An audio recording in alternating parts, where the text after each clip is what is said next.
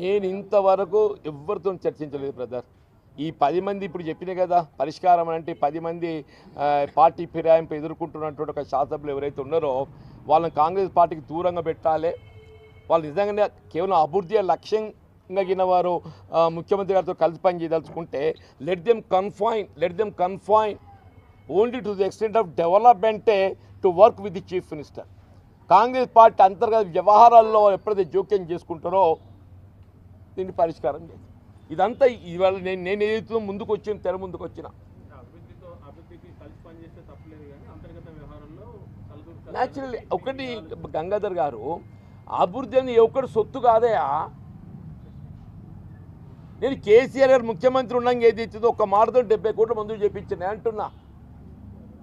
ఈ ఒక్కటి సొత్తు దేనికి ఒక విధి విధానం ఉంటుంది, అభివృద్ధికి ఒక విధి విధానం ఉంటుంది.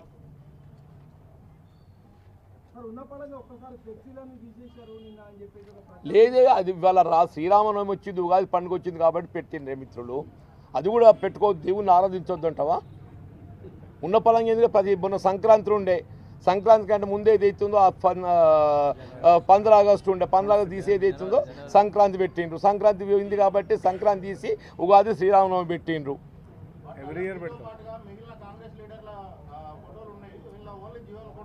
అరే ఇదిగా నా ఫోటో కూడా పెట్టుకోవద్దా? నువ్వు అడుగు నువ్వే. అరే నా ఫోటో కూడా పెట్టుకోవద్దానే? నాకు ఇప్పుడు నా దృష్టిలో విను బ్రదర్, నా దృష్టిలోపల ఇలా శ్రీరామచంద్ర ప్రభువే ఇవాళ ఏదైతుందో ఈ ధర్మాన్ని కాపాడగలిగేటట్టు ఉండే అన్నీ నేను లోపల దాచిపోయాను, చూపెట్టి తెప్పిస్తాను. అవి కూడా ఉంచిన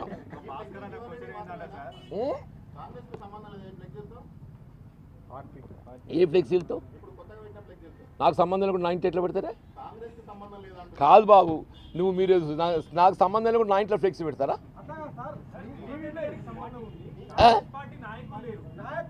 అరే మళ్ళా కాదు బాబు, శ్రీరామచంద్ర ప్రభువు కంటే పెద్ద నాయకుడు ఉంటారే?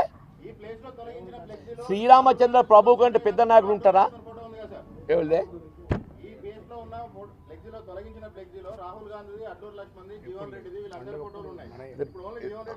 కాదు నాన్న, వాళ్ళు శ్రీరామనవమి దృష్టిలో ఉంచుకొని శ్రీరామచంద్ర ప్రభువు వీళ్ళ యావత్ హిందూ సమాజానికి ఆదర్శం. వారిని ఏదైతుందో కొలిచే విధంగా, ఆరాధించే విధంగా ఏదైతుందో మిత్రులు పెట్టి దాన్ని కూడా మీరు తప్పుగా ఆలోచిస్తే ఎట్లనే. అక్కడ ఉన్న రాహుల్ గాంధీ చూడు, ఆడ చూడు బాబు, గట్టి చూడు కనబడతాడు. ఆడ ఆడ చూడు బాబు ప్లీజ్, ఆడ సోనియా గాంధీ గారు ఉన్నారు.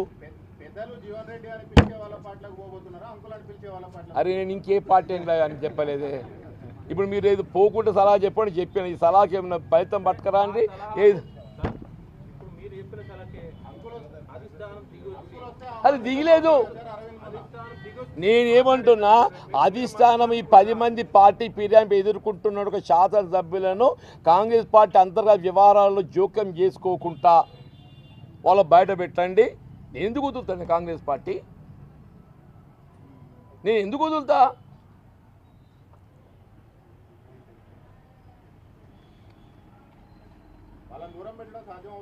అరే నేను అన్నగా పరిష్కారం ఉందా అని చెప్పానంటే కాదు బాబు.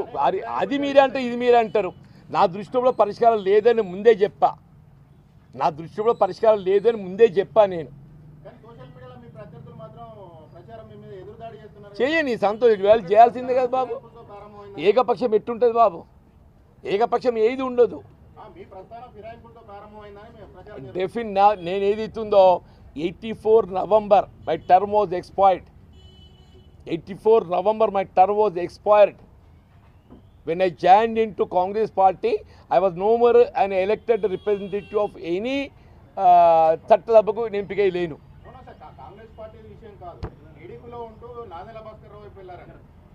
చూడు బాబు, నేను అది అంతర్గతంగా పార్టీని వీడడం కాదు, అంతర్గతంగా నా అభిప్రాయం చెప్పి నా రిజిగ్నేషన్ గవర్నర్ పంపించిన. నా రిజిగ్నేషన్ ఏదైతుందో అన్నాడు గవర్నర్కి పంపించింది. నేను అంతర్గత ప్రజాస్వామ్యం ఏదైతున్నదో నేను బట్ నాకు కనబడలేదు కాబట్టి ఏది అవుతుందో దాని కొరకు గవర్నర్ పంపించింది రిజిగ్నేషన్ అది. పార్టీ మారితే సరే మీకు గౌరవం దక్కుతుంది అనుకుంటున్నారు, లేదంటే న్యాయం జరుగుతుంది అనుకుంటున్నారు, ఓకే. కానీ మీతో పాటు నడిచేటువంటి కార్యకర్తలకు, మీ కింద ఉన్నటువంటి నాయకులకు ఇతర పార్టీలో పోతే న్యాయం జరుగుతుంది అనుకుంటున్నారా? చూడు బాబు, వాళ్ళు నాతో నడిస్తే న్యాయం జరుగుతుందని భావించే వాళ్ళే నాతో నడుస్తారు. నాతో నడిస్తే న్యాయం జరుగుతుందని భావించే వాళ్ళే నాతో నడుస్తారు.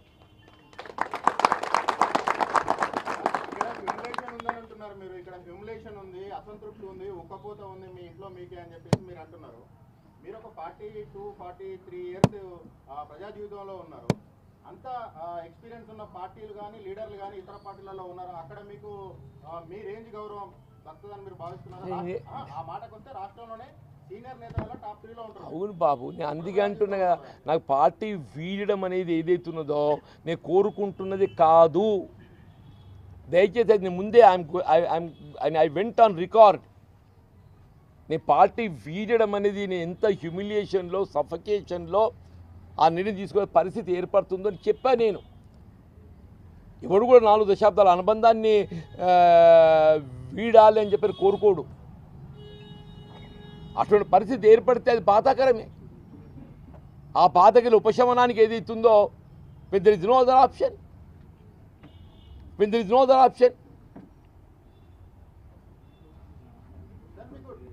జనపద్ వెళ్ళడానికి వితౌట్ అపాయింట్మెంట్ జీవన్ రెడ్డికి అయినా కూడా ఎందుకు మరి జనపద్ వెళ్ళలేదు, ఈ సమస్యలు చెప్పలేదు అంటే అక్కడి నుంచి ఏమన్నా రెస్పాన్స్ లేదా సార్?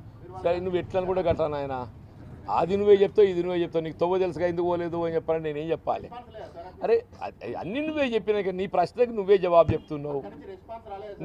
నీ ప్రశ్నకు నువ్వే జవాబు చెప్తున్నావు. నేను అడుగు ఢిల్లీ పోయే ప్రయత్నం. నేను ఒక్కడి బాబు, తెలంగాణలో కాంగ్రెస్ ప్రభుత్వం ఏర్పాటులో రేవంత్ రెడ్డి గారు ప్రధాన పాత్ర పోషించారు రాహుల్ గాంధీ గారి తర్వాత. అయితే పిసిసి ప్రెసిడెంట్ రేవంత్ రెడ్డి గారి నాయకత్వంలో ఏదైతుందో తెలంగాణ రాష్ట్రంలో కాంగ్రెస్ ప్రభుత్వం ఏర్పడింది. ఆయన ముఖ్యమంత్రి అయిండు. ఈ deserve to be the chief minister. ఆయన నాయకత్వంలో ప్రభుత్వం ఏర్పడ్డది కాబట్టి వీళ్ళ భట్టి గారు ఏదైతుందో శాసనసభ పక్ష నాయకుడికి ఏదైతున్నదో ఆయన ఉద్యమం చేసిండు, పోరాటం చేసిండు. ఆయన ఉప ముఖ్యమంత్రి అవకాశం కల్పించింది. ఈ డిజర్వ్స్ ఫర్ ఇట్. నేను లోన్ కౌన్సిల్ మెంబర్ ఏదైతుందో 5 ఏళ్ళు పోరాటం చేసిన ఒంటరి పోరాటం, 5 సంవత్సరాలు ఏదైతుందో ప్రతిపక్ష నాయకుడిగా, ఏకైక శాసన మండలి సభ్యుడిగా నేను ప్రభుత్వాన్ని ఒంటి కాలుతో ఎదిరించిన నేను 5 ఏళ్ళు. I may not deserve to become minister. I may not deserve to become minister. మరి ఆనాడు కూడా జనపద్ పోలేదు, ఢిల్లీకి పోలేదు మా మిత్రుడు సారు. నేను ఆనాడు కూడా జనపద్ పోలేదు, ఢిల్లీకి పోలేదు.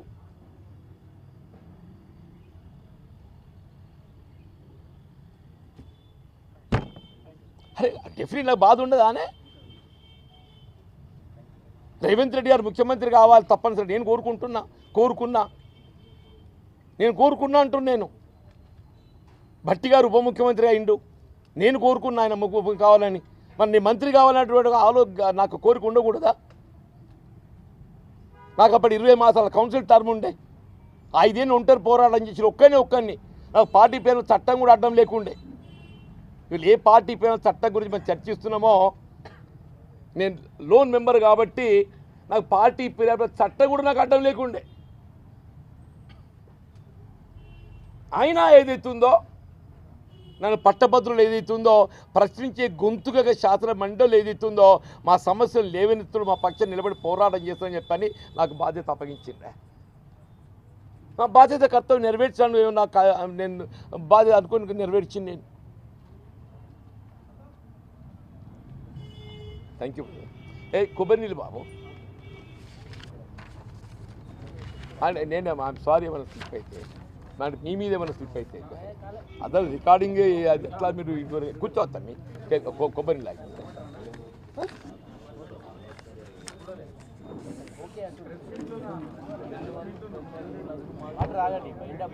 ముందు పోతున్నా అని చెప్పాను. సరే, అభివృద్ధి కొరకు ముఖ్యమంత్రి గారితో కలిసి పనిచేయటం, ఎవరైనా పని చేయాల్సిందే. డెమోక్రటిక్ సెటప్ లోపల ఏదైతుందో అధికార పార్టీ